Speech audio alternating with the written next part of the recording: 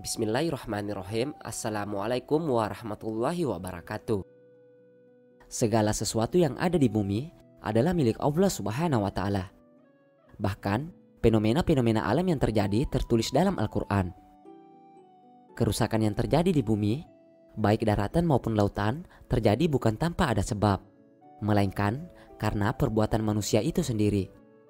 Allah Subhanahu wa Ta'ala berfirman, telah nampak kerusakan di darat dan di laut disebabkan karena perbuatan tangan manusia, supaya Allah merasakan kepada mereka sebahagian dari akibat perbuatan mereka, agar mereka kembali ke jalan yang benar.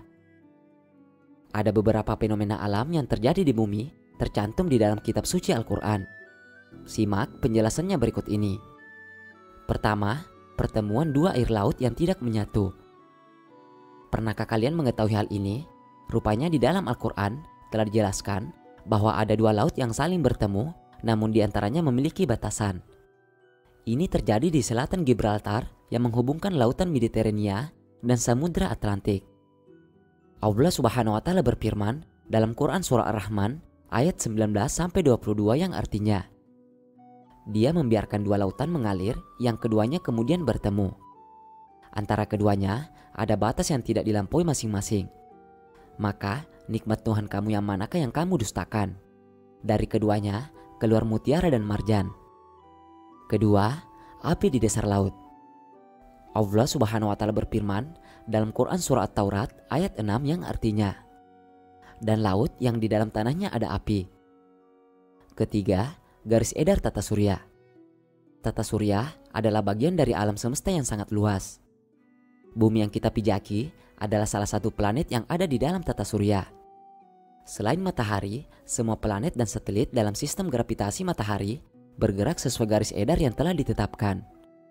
Ini juga dijelaskan di dalam Al-Quran, Surah Al-Anbiya ayat 33 yang artinya, dan dialah yang telah menciptakan malam dan siang, matahari dan bulan, dan masing-masing dari keduanya itu berada di dalam garis edarnya.